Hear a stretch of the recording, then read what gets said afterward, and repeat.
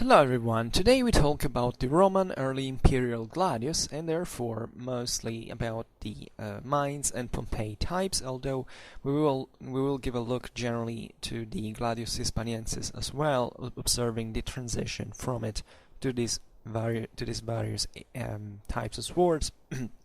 And eventually the spada in actually much earlier than what is usually believed. I mean, the spada probably appeared into the Roman army. We have, I think, the very first evidence from around slightly before 150 AD, but it was probably present already from some decade.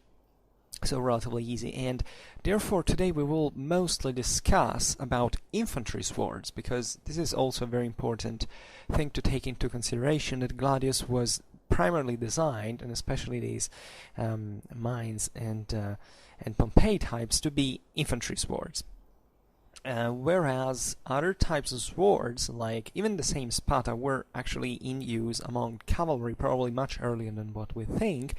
And another important connection has to be made is the one between the Gladius Hispaniensis and the spada, because objectively these were swords that were derived from the same Celtic Latin-derived swords that the Romans had basically began to adopt, we think, from the late 3rd century, at least en masse in their armies with the Spanish campaign of Scipio during the Second Punic War, but that came in fact from the same concept and the same idea. And even talking about which is essentially a sort of fusion between these straight Celtic blades, so these swords that were on average kind of longer than the Gladius, but that in the essential were essentially the forefathers of the Gladius proper.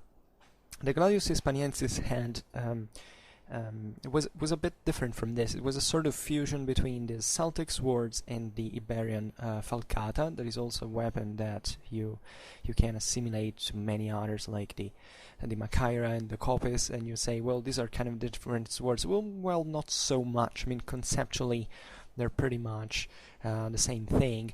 And what the Gladius practically is a sword that combines the profiles of these two kinds of blades to confer a character that makes this sword very well suited both for thrusting and for cutting.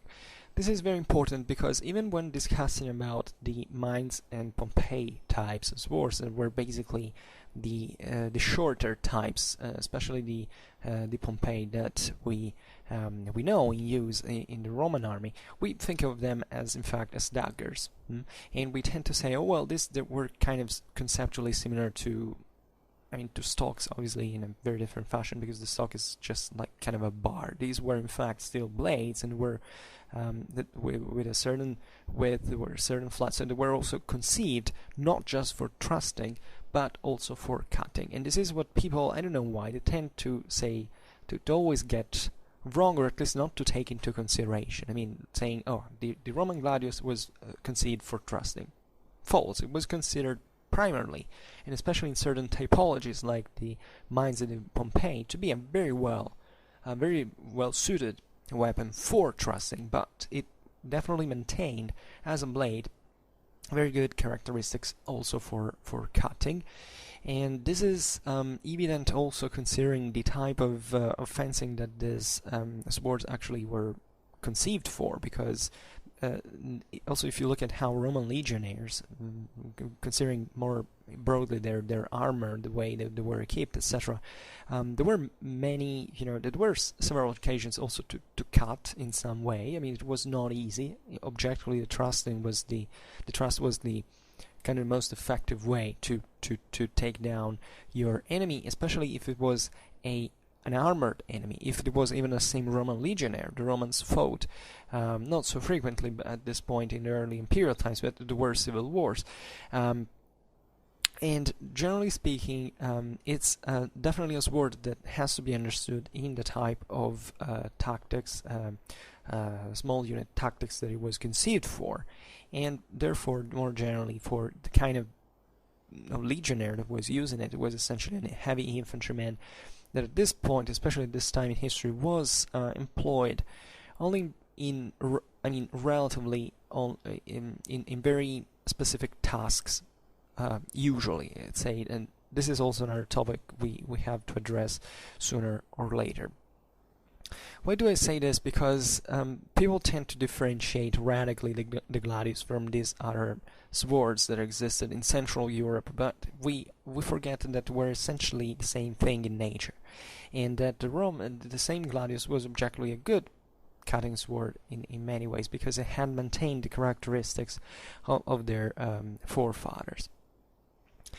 And this is all the more evident, in fact, in when you look at the Gladius Hispaniensis, so essentially the type of sword that the Romans had, the closest type of swords that the Romans had essentially absorbed, that had adopted from this kind of Celtic or Celticized environment. The Gladius Hispaniensis is essentially this powerful sword of a Celto-Iberian derivation that had essentially made essentially one of the distinctive traits of the Republican legionnaire, at least as we have seen from the 3rd century BC, and that, as far as we know, was still in use during the Augustan times. The Gladius Hispaniensis, we kind of lose track of it, not to come back anymore, around 50 AD. So even pretty late in time, objectively, this early Roman stereotypical equipment with, in fact, mostly the Mainz or Pompei Gladius is something that, is in fact very stereotypical. It could vary in many ways. Also, archaeological finds are, they don't tell us the whole story. Of course, they show us a trend, but there was no real standardization this time, not even in the Roman army.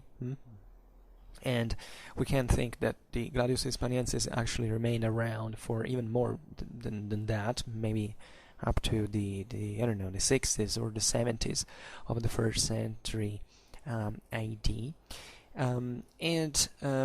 So if we look at essentially the Mainz and Pompei types of Gladius compared to the Hispaniensis, we see through the analysis of the finds, the archaeological finds, and of iconographical sources, we can agree on the tendency of a progressive shortening of the blade already from the beginning of the 1st century AD, when not before. Even the same Mainz type that we think it basically I think we have direct evidence more or less from even before the 1st century AD. I think around even 30 BC and so on. In fact, was at this point at the end of the Roman civil wars, so was already being developed at that time. Interestingly enough, and it would remain in use, as far as we see, up to essentially the 70s or something like that of the 1st century AD. From there on, we see instead the Pompei type appearing from, in fact, around 70 AD to up to actually the beginning of the 3rd century. It probably remain around that point, whereas around the 30s or 40s of the or 20s or 30s of the 2nd century AD, we see even among the legionary infantry the spread of the spada that would represent, in fact, in the following centuries, the only type of primary blade that was used by the Roman legionnaires.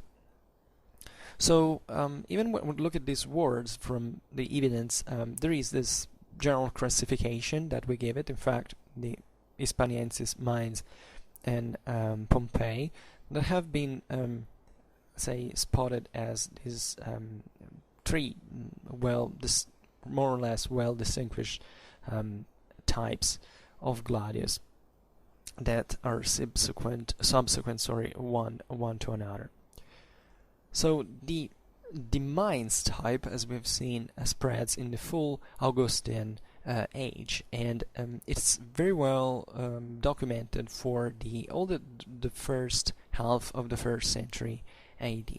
So it takes its name, Mainz, from where the greatest part of its the area, the city in Germany, where the majority of the finds of this type were found. And most of these swords, in fact, were found on the bottom of the Rhine. Interestingly enough, I think every archaeologist knows that some of the best finds, archaeological finds, especially of well-preserved blades, usually happens in the riverbeds, because these sword blades falling into them, if the bottom of the river is the bed of the river has a particular nature with certain particular substances, it basically can cover quite quickly the blade, prevent from oxidation practically, so covering it very thoroughly, not letting the oxygen pass, and therefore even at distance of so many years we can find relatively well preserved swords when we go to dig in there. In fact, there are several subtypes of Mainz Gladius at this point that have been classified sometimes with the term classical, Fulham, Sisak, Mulbach, Vederet, Altern, Camulodonum, and they all kind of have this kind of different nature. If you look at them, they're sometimes even consistently different swords. The blades, they look at it, definitely similar in ways, but they also have different characteristics. And this is one of the best examples to observe when we have to think that not even in the Roman times it was a real standardization in the modern sense of the word,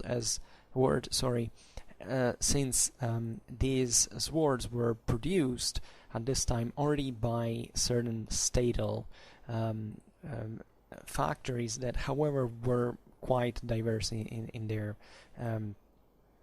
nature as well. For these were initially kind of subcontracted to privates that already produced swords since Republican times, and this has nothing to do, because our modern mindset has to think that if there is not a factory, a statal factory that produces weapons, soldiers couldn't have weapons.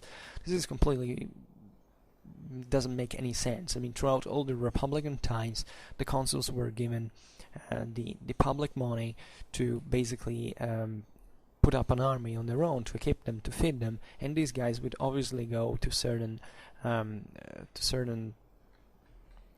private blacksmiths that would essentially produce these swords in a certain quantity, and in there we're still talking about an artisanal production, which that basically handcrafted production, in which every blade was kind of different in certain ways. There were certain types, as we see here pretty clearly, so certain tendencies for which the at least certain types of troops had to be equipped in that fashion, but every single piece could really be different. Secondly, we have to take into consideration that part of the weapon production, weaponry and more generally equipment production, was carried out locally, which means that especially at this time, in Augustan times, the early empire, when the legions basically became permanent armies and were settled, basically were located on a certain theater, usually along the frontiers, let's say, these were essentially left there not really on their own, because there was already a logistical system that could basically back them up in case of need, etc. But most of the production was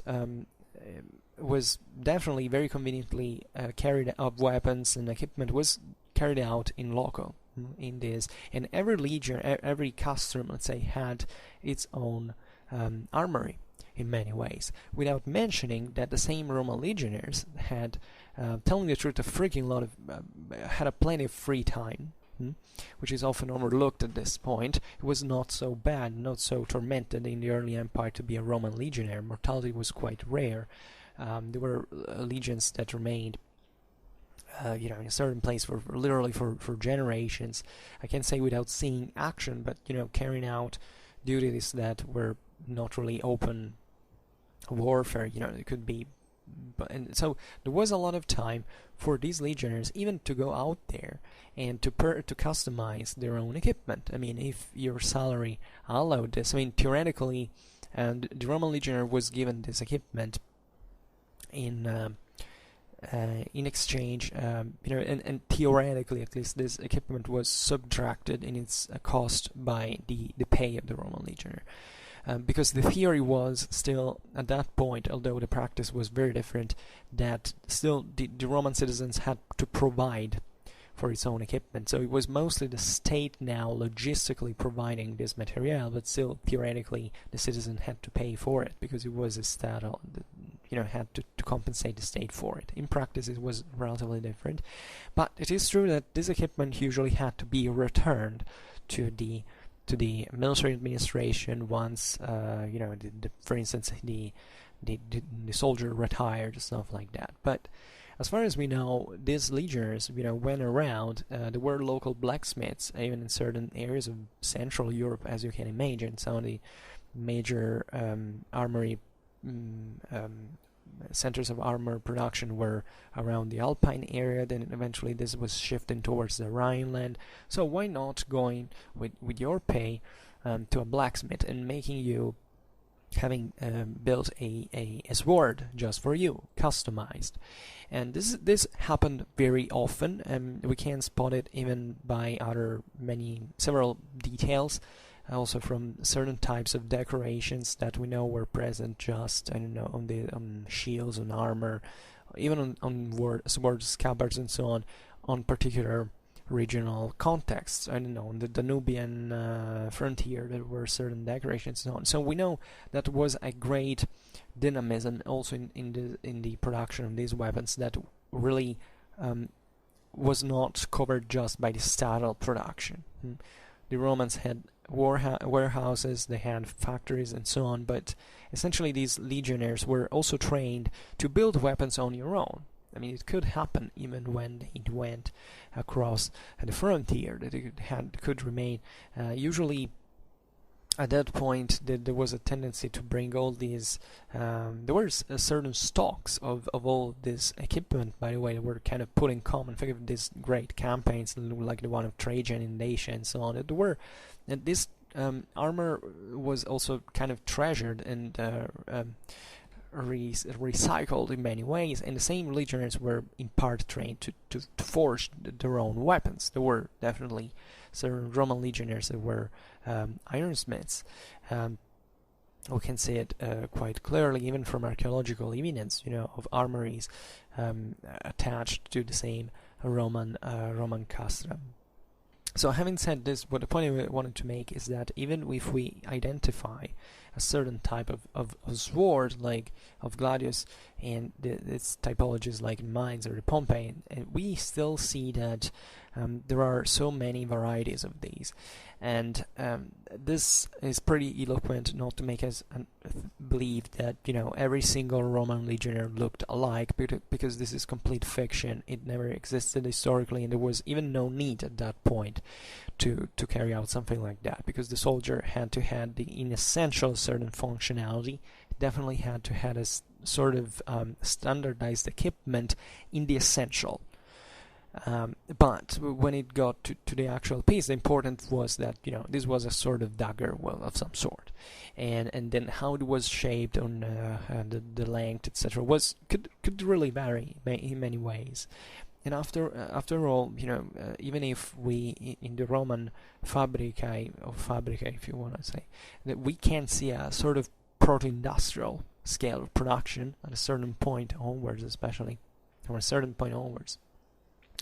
we still see that this was an handcraft, an artisanal sword, and therefore also consider that for one good sword, then maybe we can look at with great admiration 2,000 years afterwards. We have to think, yeah, probably who made that sword had a certain know-how that now is forever lost. Even if we have, I don't know, the most advanced technologies, we have the best leagues of metals and so on.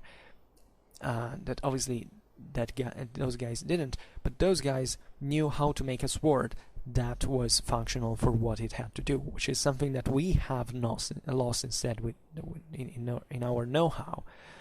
We have the best technologies, but we still know worse than them what really made a good sword.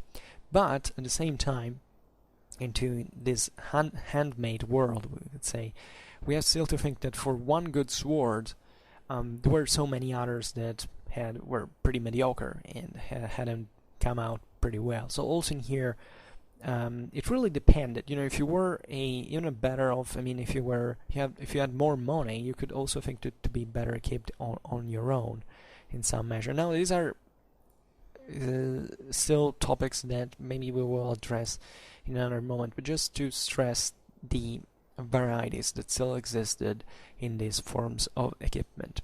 So keeping focused on the Mainz Gladius type, we observed that within the same type, the length of the blade of this type was essentially being reduced quite evenly compared to the Gladi of the Hispaniensis type, and the length, generally speaking, it kind of is maintained between 40 and 55 centimeters.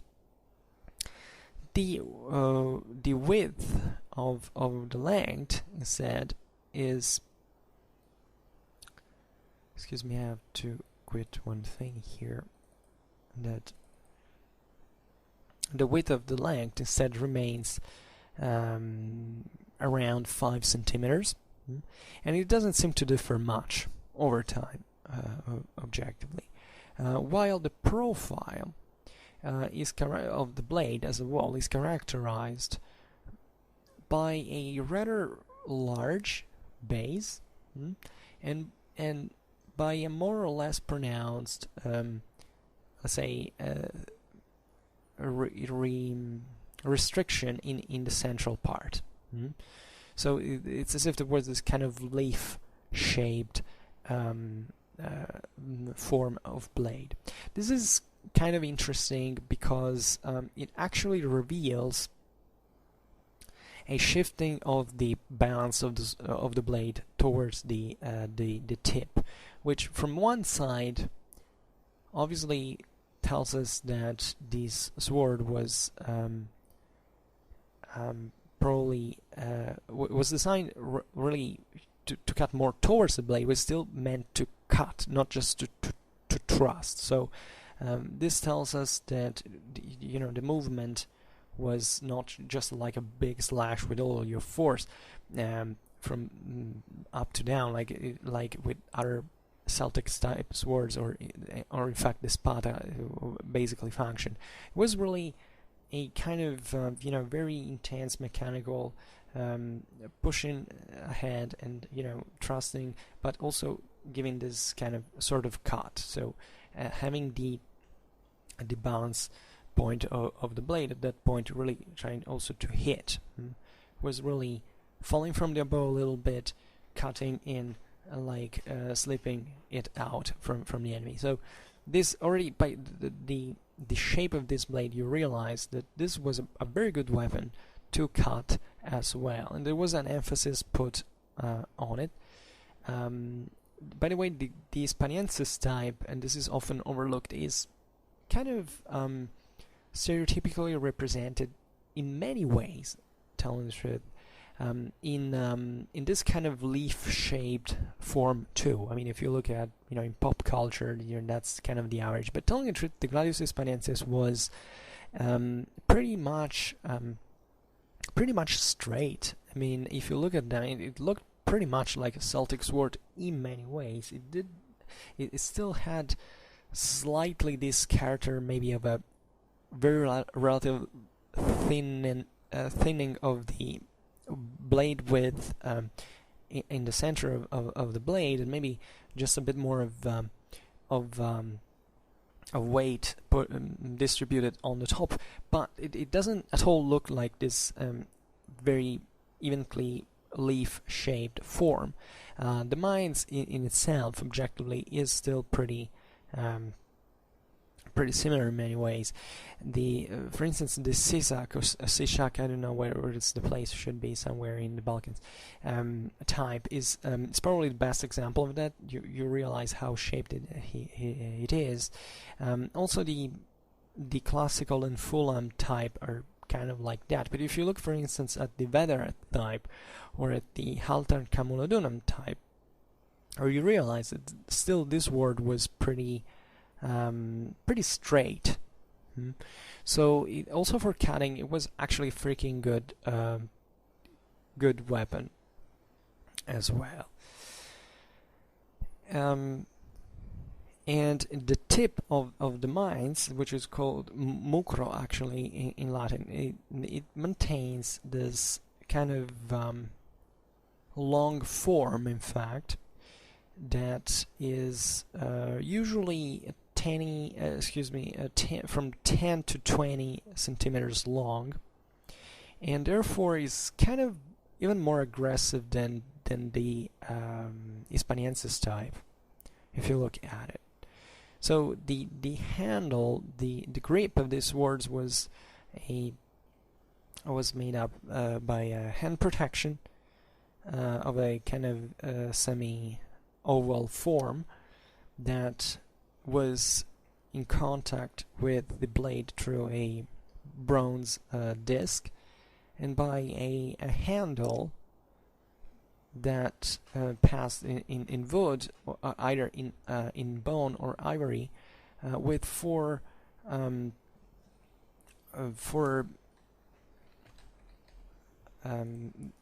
grooves, let's say, for increasing the bettering the grip, let's say, and a pommel with a wooden latch or another say relatively fine refined material that was heavy enough to basically balance the weapon naturally. So the scabbards, there are several finds also with scabbards, has a relatively similar look to the one of the Gladius Hispaniensis that we will see another time. But the essential is that it has 4 rings to basically hang it and to fix the weapon to the cingulum, so the belt of the legionnaire, while the faces of the scabbard are made up by 2 thin layers of wood that are often enriched by certain bronze lamellae, let's say, that are also richly decorated by a very heavy a very rather heavy bronze cap, let's say. So the most precious laminae are instead decorated and are kind of embellished, inlaid with the technique, the opus interracile technique that basically brings to the aspiratation of the material through a boring. So passing to the Pompei type,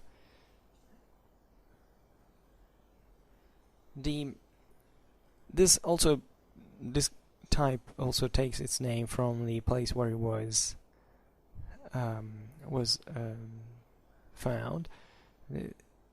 excuse me, where there is this series of examples that basically date back to the famous eruption of 79 AD, and that gave us back, eventually this kind of weapons. And as we've seen before on the timeline, this type of sword, types of Gladius, begins to gradually substitute the Mainz from the first half of the 1st century AD. And interestingly enough, the Pompei also seems to even increase the shortening, at least it tends to accentuate the tendency of the shortening of the blade, which is on average around 50 centimeters and long, and it also presents the interestingly enough in here its profile to be very, very straight, so that the sides of the weapon are very, very straight. The blade is relatively thin. It's usually thinner than the Mainz. It's usually comprehended between the 4 and 5 centimeters. It's also less imposing, and therefore this leads us to think that the Pompei type was used prevalently for thrusting, but not only. And chiefly for this narrowing of the blade. And so that letting us think that this weapon was extremely useful, especially in the very thick melee, let's say.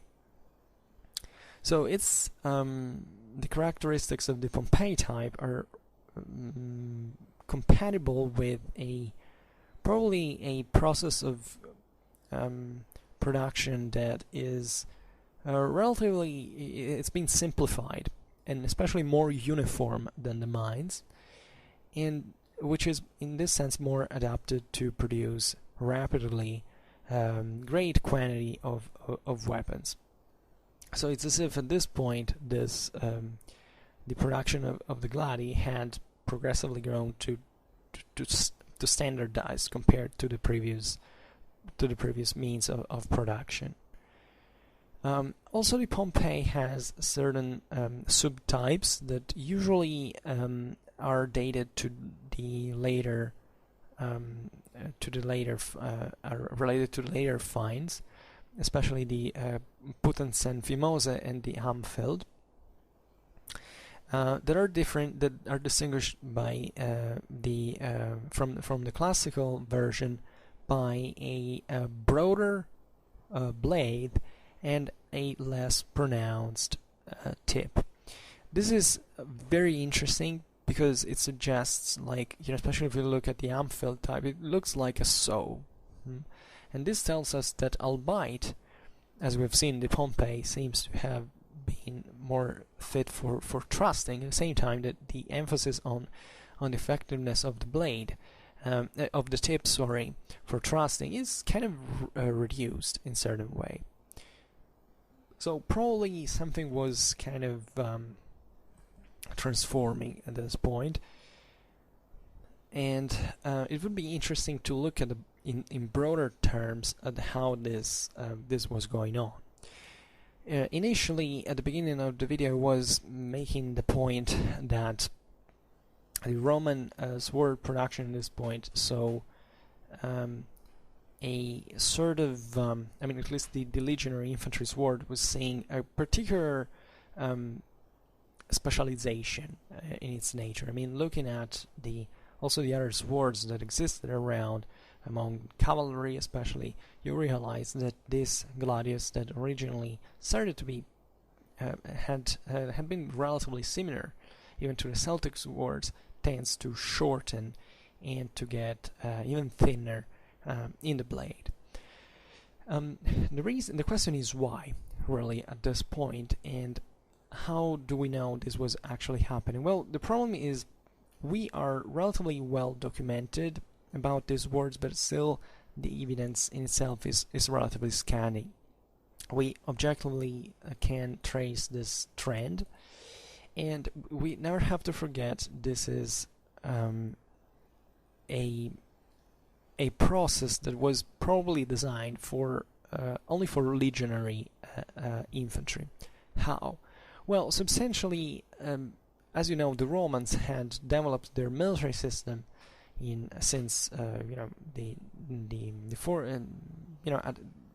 since the origins, like actually as a mostly infantry-based one, and this means that the Romans had progressively increased the importance of their infantry, also probably from the origins. That's so contrarily wise to the common prejudice, a probably much higher use of cavalry than we tend to think.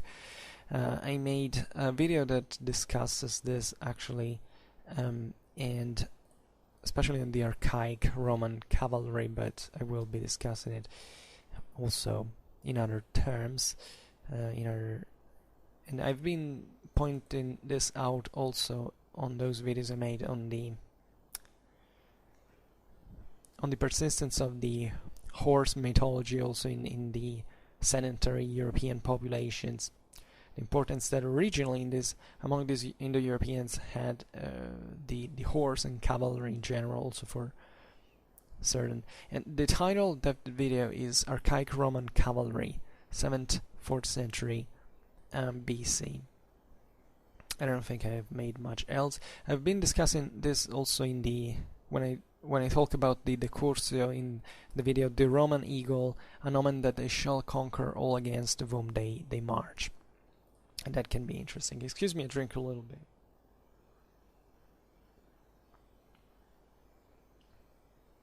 And however, the general idea and really the point that we have to make is the Romans had developed naturally their equipment as any other army for functionalizing the tactical role that the particular troops had to cover.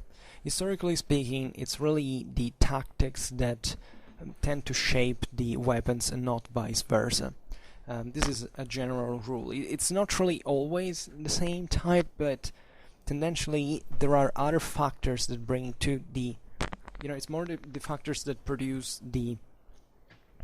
that influence the type of weapon than the weapon that influences the tactics, generally speaking. So in the case of the Romans, especially towards the late Republic, so when excuse me, and the Empire, the early Empire, is that the Roman legionnaire, as such, tends to become increasingly heavier in equipment. So you can argue, even with the introduction of the segmented armor, this stuff, that the Roman legionnaire was substantially becoming a true heavy infantry. Because if you think about it, otherwise, of course, for ancient world standards, already wearing a coat of mail, as the Romans had been doing since now the 3rd century, at least, it was essentially qualifying these troops as heavy. But in the essentials, these were still pretty flexible troops in many ways. Even the same order and discipline that is usually attributed to the Romans is something that really gets fully in function by the end of the 3rd century BC with the Second Punic War, really. Even before, the Roman troops the Roman legionaries could be considered as a sort of militia. They were not really professionals up to that point, so even the equipment was not really so heavily functionalized or specialized as we imagine. Towards the heavy empire, you basically, towards the early empire, no, I was thinking about heavy infantry. The early empire, you have basically the apex of Roman availability of resources, for which basically, both from a material point of view and in terms of material and human resources, let's say, And at this point, the Romans had actually, like, in all of their time, most of their armored forces made up by foreigners, which means that already, if you look at the Second Punic War, most of the Roman troops were not actually Roman citizens; they were allies.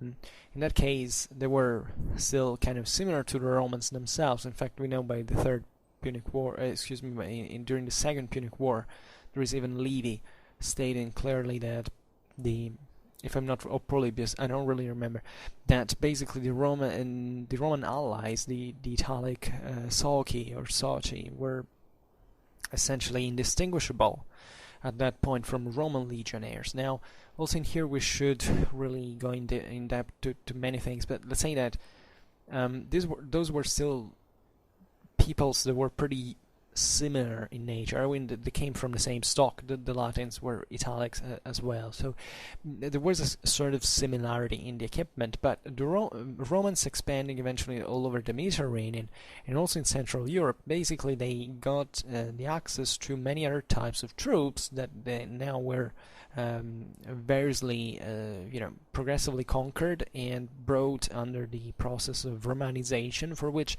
it was plenty of this kind of ethnic contingents that were hired into the Roman army, that had always been there, but then now also with the Augustan reform were progressively framed within the actual permanent units of the Roman army with the auxilia and so on. We were the ones who were really doing most of the job on the battlefield. I don't know, think about the Battle of Mons Graupius, where, it was basically only the auxiliaries, the Roman auxiliaries, that defeated alone this big Caledonian army, while the legionaries were back there just observing it. And this was pretty natural. You don't have to really think it was a negative aspect. It was actually a very intelligent way of dealing with this, because the Roman legionnaire at that point was specialized as an heavy infantryman. Actually, the best definition for Roman soldiers would be assault engineers, because that's objectively what their real specialization was. It wasn't much about their fencing capabilities, it was about their training, their discipline, and their ability of carrying out certain engineering works in kind of the worst imaginable conditions on a battlefield, and therefore creating rams and ways to basically get this heavy infantry into the enemy fortifications and to storm it, because that was objectively the real function of the Roman legionaries. This very heavy infantry that was engaged either in pitched battles or in sieges to storm citadels and stuff like that. Of course, the Roman legionaries fought in many other ways. Another prejudice that is often believed is that since the Roman legionnaire was specialized in fighting in formation and with this heavy equipment, it couldn't basically do anything else. This is absolutely false. The Roman legionnaires were actually trained also in individual combat. Obviously, they were not as good as individual fighters as many other, even barbarians that were out there, but they were still capable of defending themselves and even attacking in that fashion. And secondly, even in case we're plenty of evidence of this, of emergency and so on, the same legionnaires could really change equipment, and this is something perfectly fine. They could work as light assault infantry, for instance, or to cover other roles. They could use bows or slings. I mean, there was also within the same legion a diversification that we've kind of lost sight of, not because it wasn't really something administratively built, organized, let's say, but it really depended on the contingental factors that an army can go into during campaign, during the operations. So even if we have a certain idea that more or less, I don't know, there is the idea that the first cohort was larger than the others, was kind of the spearhead of the army, there were the heavier troops. Also, this was not really probably systematic as we believe. I think we don't even have a clear evidence that every Roman legion had, a stronger first cohort. I mean, that it was stronger, it was fine, but it was in terms of numbers. it's not truly there. I mean, it's not something you can fully historically assess on the basis of our evidence. But aside from this, the point I'm making is, however, that when you have this very highly trained personnel that is mostly functional to fight into as heavy infantry, you don't send these troops to be to carry out other tasks that you don't need, like for scouting, like for skirmishing and stuff like that. You use other troops, and these other troops tend to fight, therefore, in other environments, in other conditions, with other tactics than the Roman legionnaire. And at that point, that's where you see that even into the legionary cavalry, so those few cavalrymen that were units, the turmae that were attached to every Roman legion, is that objectively in there, the Gladius was seemingly not present, and the Spada basically remained. And this is the main type of sword. Actually, during old times, meaning that this type of sword was what the Romans basically started to adopt from the Celts, wherever this influence started from, in also in terms of time, and it remained pretty standard throughout all the time. Where within legionary infantry, this swords was specializing for that particular task that was naturally increasingly more related to the employment of the heavy infantry only in those conditions that were suited for them, while most of the rest of the operations were carried out by lighter troops, usually that surrounded the army and that protected its flanks, made up the vanguard, the rearguard, and so on, and that in this sense prepared and paved the road for eventually the full use, the most the use of the heavy legionary heavy infantry, that in this sense could fight only in those conditions that were best suited for them, and therefore usually in fact annihilating big numbers of infantrymen, usually when they were in open field and so on, in pitched battles, and also as troops to send at the assault of fortifications, because they were armored enough to do that, and they were trained also to deal with fortifications, defenses, and so on. So this means practically that if you look at these two functions, let's say these two uses of heavy legionary infantry, is that these troops were mostly employed in close combat. So in close combat, essentially the thing there was to maintain cohesion, to work as one, as a formation, and to engage the enemy essentially face to face, at close range, in hand-to-hand combat. So the Romans at this point were seemingly, we don't really know anything, and this is also very important, how their array was really in terms of in closed or open order. I mean, we have a very few evidence. We have accounts, actually only two, that tell us respectively that the Romans could be. One tells us that the distance was relatively between the legionaries was relatively high, even almost as a sort of open order. The other one that was so thick, almost as a phalanx. And this is also another, and whoever tells you that we know how distant every legionary was is lying, because we do not know, and the only two accounts we have are kind of contradictory, if it wasn't for the fact that they're very distant accounts, and that they're talking also about Roman, about troops of Roman legionaries of different ages, of different centuries, and that are also quite theoretical in nature, as you can imagine, because the order of a formation is something that can really change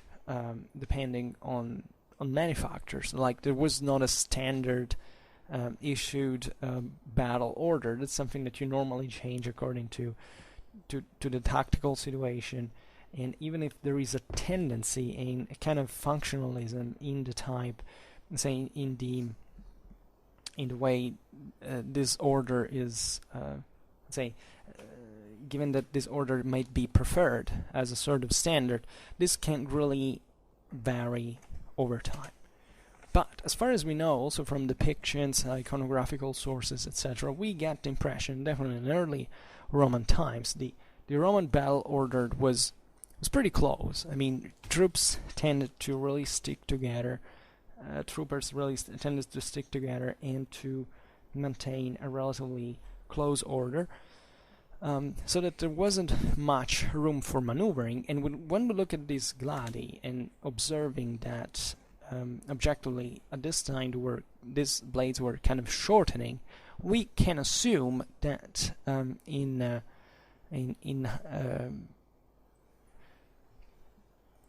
accordingly to what we see, also from the rest of the evidence of iconography and so on, that the legionary infantry at this point was increasingly kind of sticking together as a thick formation and engaging the enemy in the same fashion. Also here, what I just said is not really theoretical, because we actually know that this is how it happens. I mean, humans really tend to do this for real all the time, even if they're trained to fight in a certain fashion with an open order, let's say, they naturally tend to stick together and to maintain a very solid formation. The myth that, for instance, the Romans were so in close order and the barbarians were so scattered in open order is a complete myth, devoid of any fundament. There is no evidence for this, and all the information we have about the history of warfare and the behavior of human beings tells us that, of course, and also the sources that sometimes stated it openly many times, that the barbarians, of course, fought in a in thick compact formations with a solid front line, just like the Romans did.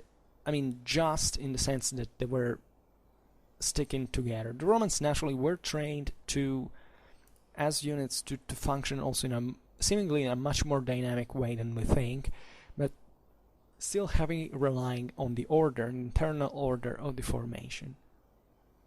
That is something that, tactically speaking, doesn't necessarily function as a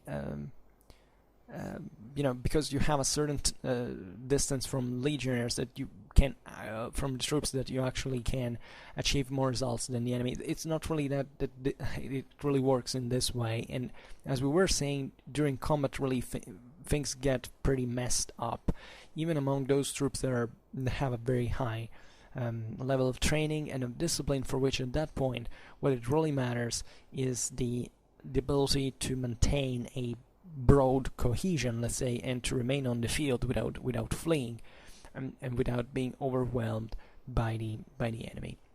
And it's exactly at that point that humans tend to stick together. So these troops, these heavy legionnaire and heavy infantry, legionnaire heavy infantry was designed in this early Roman imperial times to intervene mostly on those occasions, like really meeting the enemy face to face at hand-to-hand combat, sticking together en masse.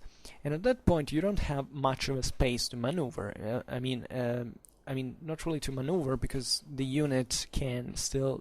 There was probably there is always some space between the units. Also in here, we don't really know in any way, and whoever tells you that he or she knows is simply lying.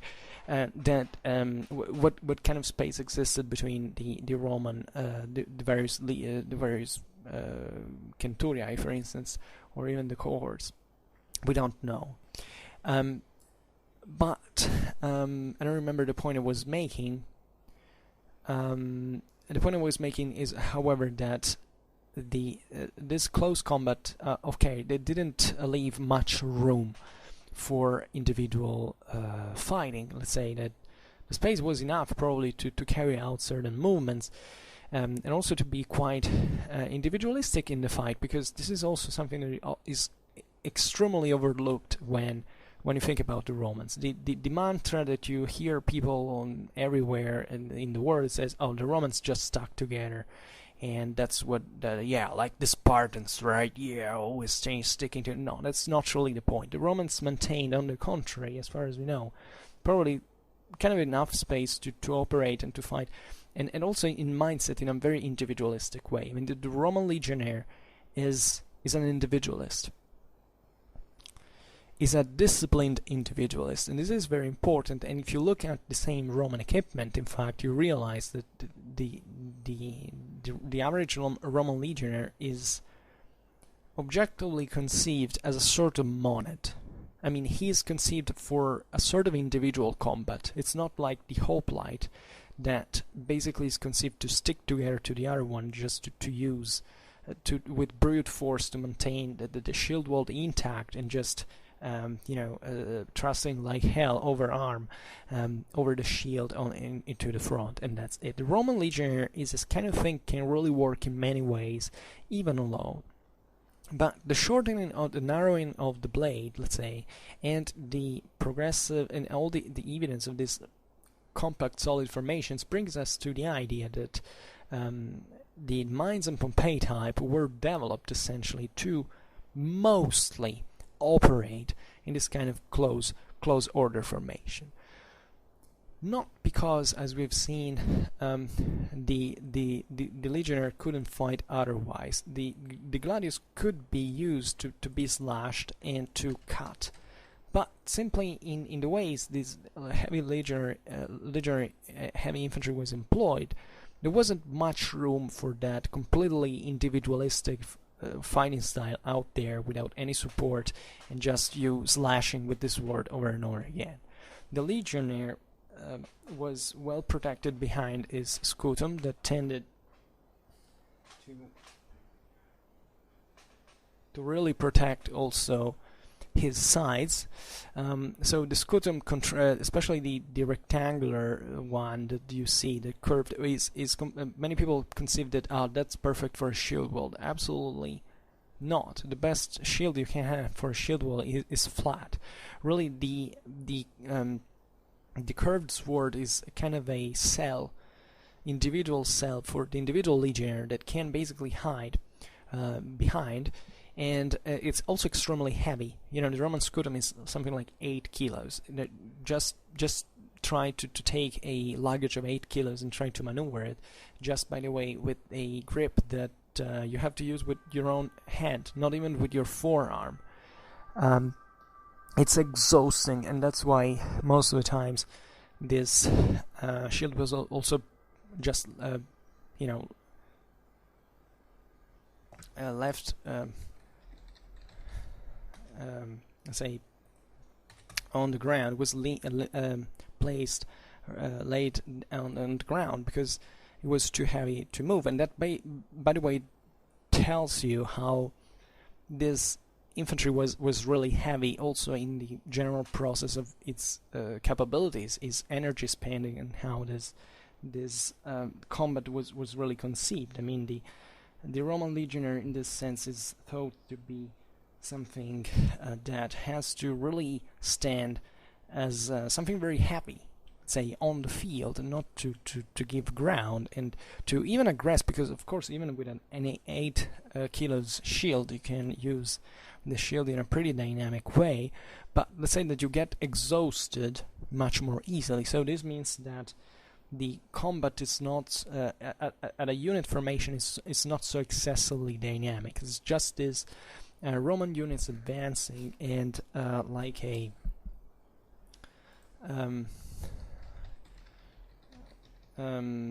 sort of steamroller that goes ahead one by one, and legionnaire by legionnaire takes the enemy down with this fast thrusts and an equipment that is really heavy. At this point, we've seen every legionnaire had kind of some form of armor in terms of probably. Also in here there is a debate, as we know, the idea that There might have been even kind of organic material armor and so on, but generally speaking, as far as we know, all the legionary infantry was equipped with some form of mail or segmented armors even. So it's still a heavy equipment that doesn't allow this guy to do that enormously much. And as we've said before, the Roman legionnaire was also trained to fight as an individual, but not really as, you know, as dynamically like it could have been, I don't know, in the case of a Celtic chieftain, something like that. Because really, at that point, the best was to remain in formation, to stay all close and backing up each other in case of need, and just advancing in this relatively simple fencing. The Roman legionnaire, with his early imperial Gladius, could really send this very rapid and very definitely very insidious and dangerous thrusts, for which we see that the Mainz and the Pompei types are kind of getting relatively towards which the Mainz and Pompei Gladi are evolving. But still, you know, even pulling the blade back, you know, trying to cut, coming back, and the preferred hit points would be either the neck, the armpit, or maybe even laying down the tendons of the legs that were usually also unarmored, because the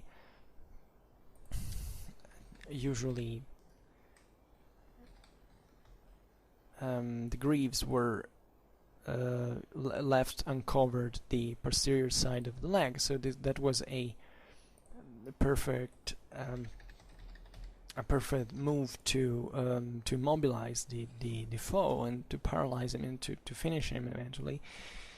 And this was also a type of fencing was designed to engage other type of troops who were kind of similarly equipped in that sense. We've seen that the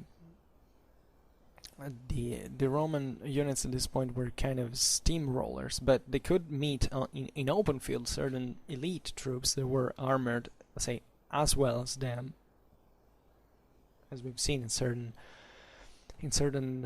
particular contexts. Recently I made a video on the Celtic noblemen and armored troops, which essentially, you know, that the Roman equipment at this point has drawn heavily from the Celtic one. Therefore, the Roman legionnaire could meet someone on the field that was objectively not even that different in equipment compared to him. Of course, this kind of armored troops were sort of rare in the outer world. Only the elite could, certain elite units could really have such display such an equipment. But the Romans were fighting also against other Romans. This is very important. So even in there, if you look at the broad neck guard that of the Gallic imperial Gallic types, you realize that that certain hits could arrive even, you know, from your enemy essentially literally hugging you. I mean, coming at very close range to you and trying to hit your neck from the behind, essentially. So that neck guard was not functional just for blows that could arrive, you know, from the above, from from this big Celtic spade, for instance, but they could arrive also from guys who were trying to get around your head by literally hugging you from the front and trying to hit you, even with a dagger like a Gladius could be. I made a video that, if you give me a second to search again, which is the Imperial Gallic helmet, quite simply. That is this one. I mean, it's in the Roman Army playlist. You can find it pretty easily. That there was entailing, and this is what I lost here the plot once again. Sorry, today I don't know why I'm speaking so badly, but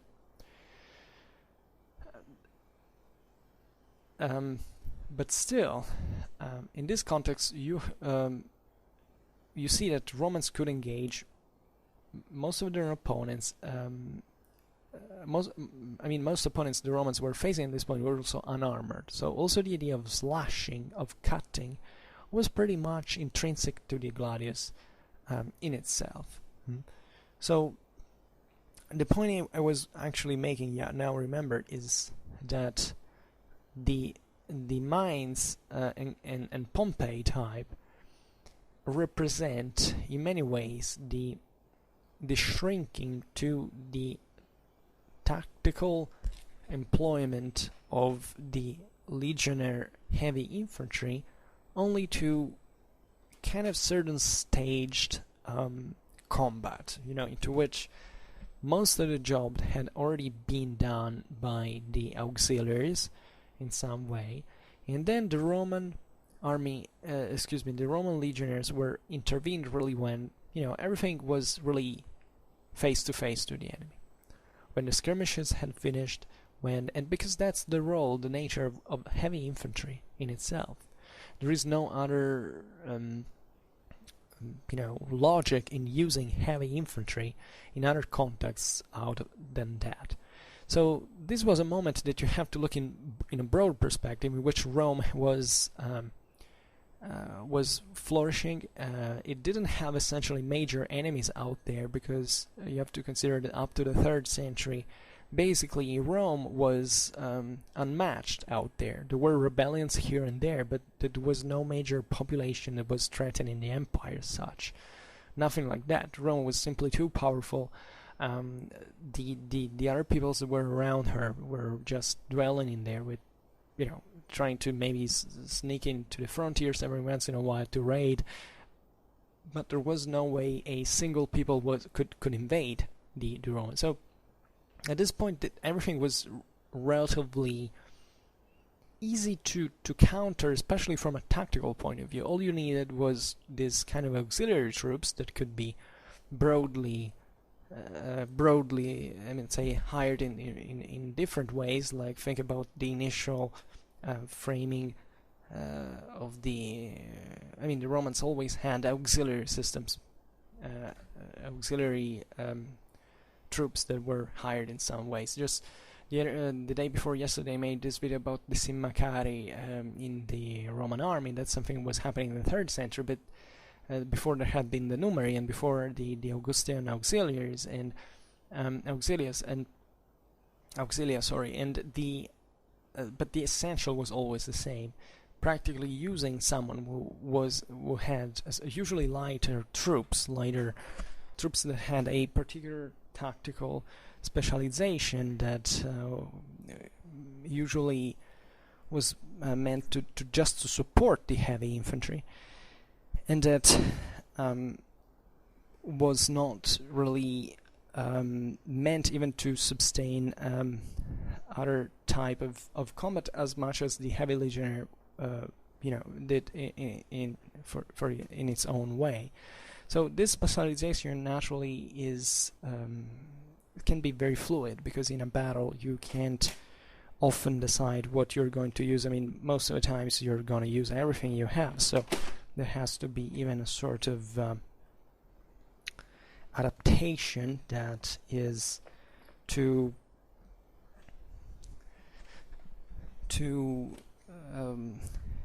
it relays also in the ability of using your own troops for different, chiefly for the task they're mostly conceived for, but not always like that. We've seen that even the Roman legionnaires could adapt in many ways, tactically speaking, and assume certain covering certain roles that were traditionally not really suited for them. And in that case, you could in fact change equipment, and that's why also, especially the Augustan auxilia were at this point very often also using the same legionnaire equipment if the situation so it fit. the myth that, for instance, the auxiliaries didn't wear the heavier Roman armor is completely groundless, as much as the fact that the legionnaires couldn't fight with other kind of weapons. It's the same. It's part of the same mistake. However, this was generally the trend. I mean, Roman legionnaire mostly fighting as heavy infantry, the auxiliaries covering these other lighter tactical roles, and that's where you notice that the Romans were essentially specializing their heavy infantry also in their equipment for those specific tactical roles. And as we've seen, close combat required kind of shorter weapons that could be used better into close combat in a breach assault, let's imagine, or in open field against thickly packed masses of warriors, etc. And where the Roman legionnaire was essentially a guy covered in with a shield and this armor, and just and therefore in a very defensive fashion, if you think about it. The Roman legionnaire was aggressive and dynamic, but at the same time, in the essentials, was something it was conceived even to be thrown lots of things at. For instance, it was not a light troop that was, for instance, not concerned about. It was more concerned about mobility than, and therefore a lighter equipment than else. It was something. It was a fighter conceived to advance under fire and just to come at close range and to really stop the enemy very fast and this is in the essentials something that you see even in other times where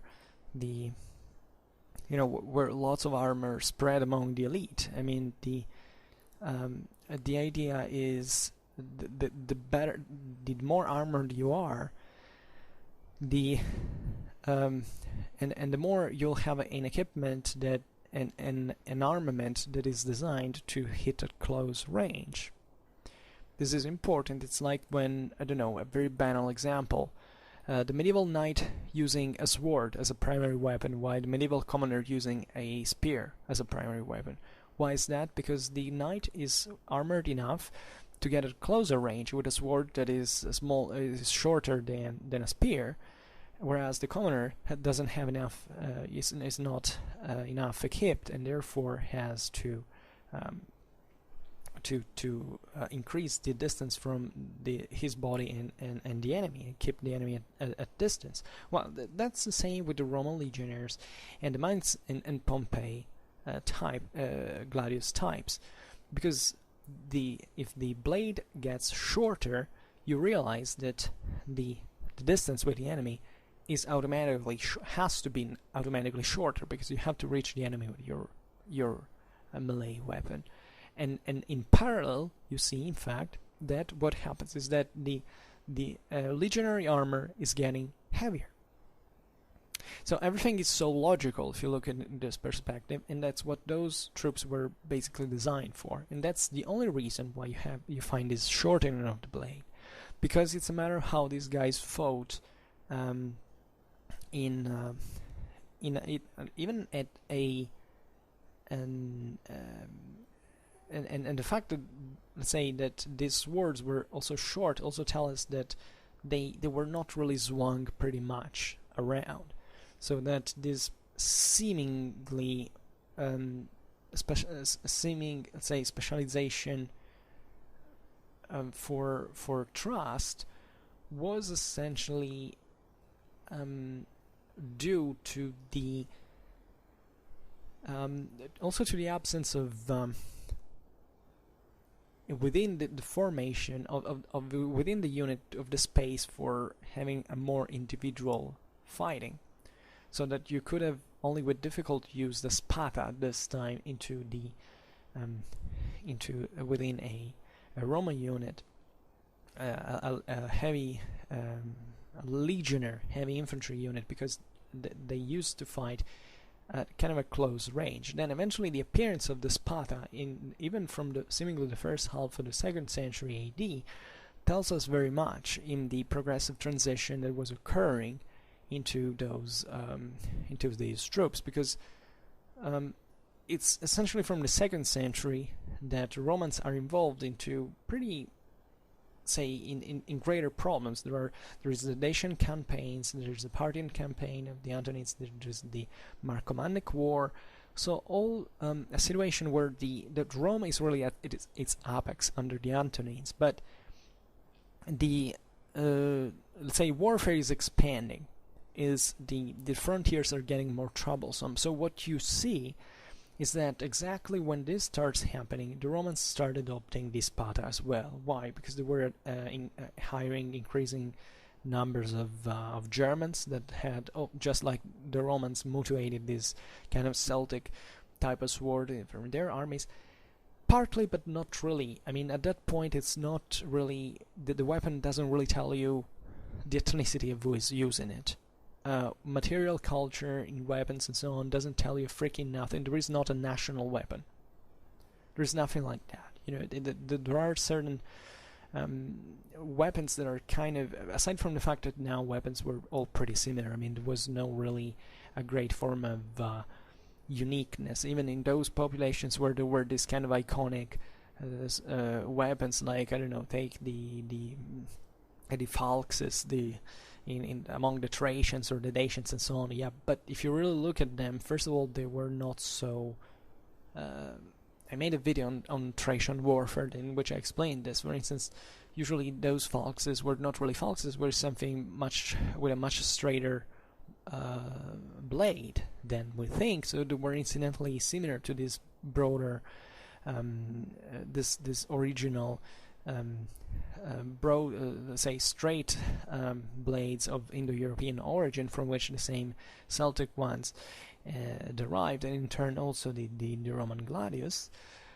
But the same equipment is, in terms of javelin and daggers and so on, it's all overall pretty similar. The same Romans before specialized. The Romans are kind of an exception, because in this sense they had specialized the tactical role of their infantry. I mean, and we often forget that most of those who fought for Rome were actually foreigners, not Romans themselves, who had all these other types of weapons. So this is also very interesting, because it shows you how through the Gladi we can track a little bit the same evolution of the Roman military organization indirectly, knowing that the Gladius was being used in this very, let's say, specialized function. And so the point I was making is what the spade are spread. You know that the spade is a longer weapon. It has also the balance much more heavily shifted over the tip in many ways. Therefore, it's also slashing weapons. It's also better suited, and therefore for individual combat, for mounted combat. It's not. You see that this starts spreading towards even the second half of the 12th century onwards, and therefore, and eventually always more intensely for all the migration era into the Roman army. That's the first weapon. The gladius basically disappear at a certain point. So what I'm trying to say here is that more than external influences that are often credited, the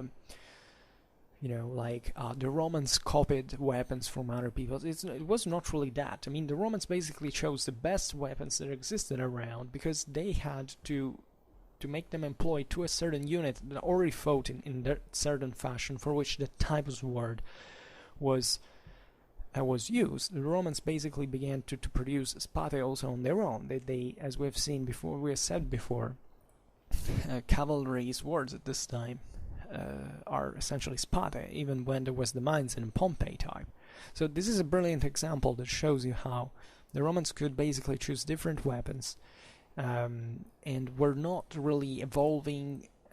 For choosing different weapons for different units, and were evolving their swords not by contact with certain enemies, or at least not necessarily for that specific tactical function that also is too it would be too narrow. But just for the way they were fighting, this is crucial. I mean, if you understand this, you have understood half of military history. That military transformations, also in equipment, etc., are not really happening because there is a technological influence, but it's because technology that is bended and evolved and let's say produced to serve certain purposes that are inherent to other needs, primarily political and social, hence military. But for in this sense, you could have not had the Mainz and Pompei Gladius if you had not had the Roman politics and society of the time, because that's what brought the legionnaire heavy infantry to exist in the first place. So if you really keep banging your head, what kind of external influence you're thinking at. Of course, I'm not saying that, obviously the Romans had adopted these weapons because they had met other peoples who used them, so they kind of figured out that if the Romans meeting other peoples basically means that they were fighting against those people. So that was also useful to counter that specific enemy, but it wasn't everything. Because even if war really hybridates civilizations, at the same time there is always a functional reason for that, because it's basically when the two civilizations meet, they clash, they obviously fight on a ground that is being different from what they've been used regularly. So this inherently brings them not to adopt their weapons because just they have to fight against an enemy, but also because they have to be at the same level of their enemy on a certain ground. So it's not a mechanical functionalism that really entails the combat in itself. It's really about the type of army that you have and the kind of tasks that you have. So this is really the concept. I don't know how clear I've been, and I realize I haven't been talking in a very fluid way today. But the important is to realize that all of a sudden this disappeared. After all, these kind of shorter dagger type that is represented by the Mainz and the Pompei ones, because the Hispaniensis is not that short objectively. It's something that lasts for what? For essentially 250 years, and that's it.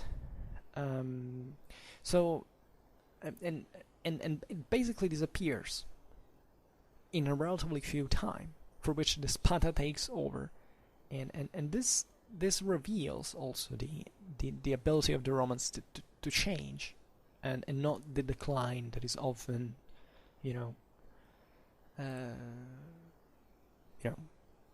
pretended for the Romans at this point, as if the everything had been lost. Now the Romans got barbarized, and so absolutely not. The Romans conquered the world with equipments that were derived from barbarians most of the time. So the myth that why is the Sparta that theoretically means that this army got barbarized, why not the Gladius Hispaniensis, that literally takes its name differently from the Sparta, by the way, from a people, the Hispani, so it it doesn't make a freaking sense. And this is why I like to insist on this, because it's full of people out there that still can't make this enter into their minds. I mean, it's so difficult, so austic, so even desperate to do, and they simply want to understand, because they have the myth of Rome that is the 19th century one. They don't even understand. It's not even a Roman myth. It's a contemporary one that has to be idealized in ways that are even highly technological. Of course, the Romans were idealized even by medievals, if this is the reason. But in the 19th century, we invented this thing that if you are a people of a certain character that is inalterable, you have the best technology, you have the best levels, you're going to rule over everyone. As soon as you change, it's because you're kind of a degenerate, and you're not true to your ideals, and all this garbage that is not history, but it's just like comic books. Another very interesting point I wanted to make, that I found, at least it impressed me, is this fact that the Pompei type seems to be more, let's say, produced on a greater scale. You know, that the characteristics of the Pompei Gladius seems to suggest that there was a broader homogenization in the means of production of these weapons. This is also very interesting because definitely the Mainz type is that comes straight before belongs to a time in which the Romans were objectively not, they hadn't such a strong or strongly organized and permanent military administration. If you think about it, even the same concept of the Roman frontiers, that sometimes the narrative is that the Romans began to build a physical frontier of wall, of barriers, and so on. That before this is also false as an interpretation, but because it was never like that the point. I mean, even it was still the defense was based on the army. These were just infrastructures that were mostly conceived to back or to support the local logistic and to save time, etc. But they weren't alone enough to stop certain incursions. As a matter of fact, some of them could not even be stopped. But aside from this,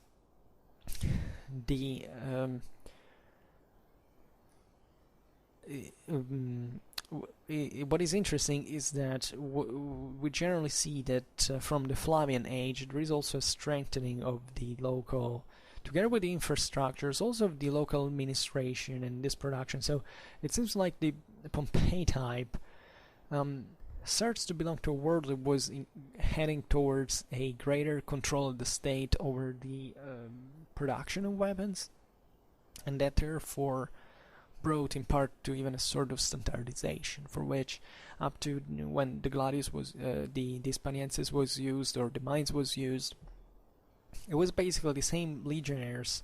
I didn't say literally building it on their own, but really producing and obtaining those weapons from certain even private sources that could make them relatively homogeneous, and I mean relatively dishomogeneous.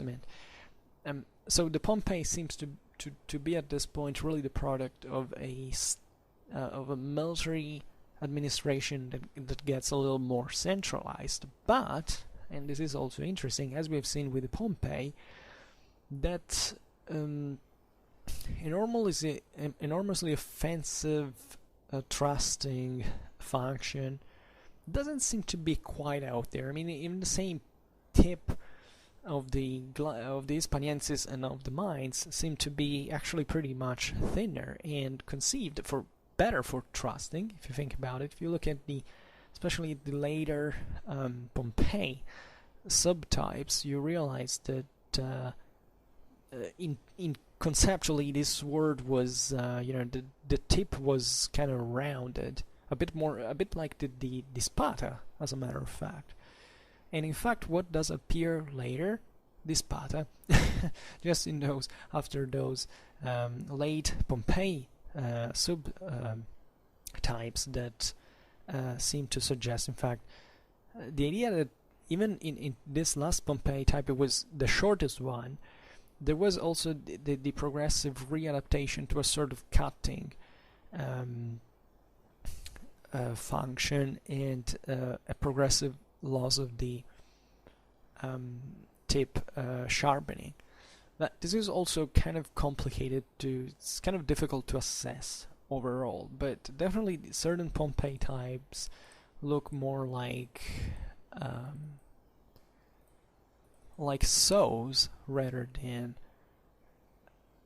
pointy, and in fact the later ones. In fact, the classical Pompei instead has a very sharp, pointy, pretty pointy tip. So yeah, this is more or less what I wanted to say today. I'm sorry if I didn't, I could explain myself better. So certain words I kind of mumbled and stuttered for more than the licit, but in general, I think I wanted to say everything. I wanted to talk about this at length, and I will keep definitely discussing these things at one point. I will try to cover naturally, to talk about the Gladius Hispaniensis in itself, because also its origin is kind of interesting to look at, even though it's often overlooked. I mean, the moment of the origin, that I like very much this the idea of explaining why certain things happen rather than objectively describing the technicalities and stuff like that. So I think it's more useful to understand certain transformations, certain evolution of the Roman military, in this case, with every kind of military, and not from a strictly technological point of view, but from what the technology entailed point of view, if we want. So I just hope that you enjoyed this video. If you did, please share it, otherwise leave a like or subscribe to my channel if you're interested in my upcoming contents. And for now, I thank you heartily for listening to me. I wish you a nice time and see you next time. Bye.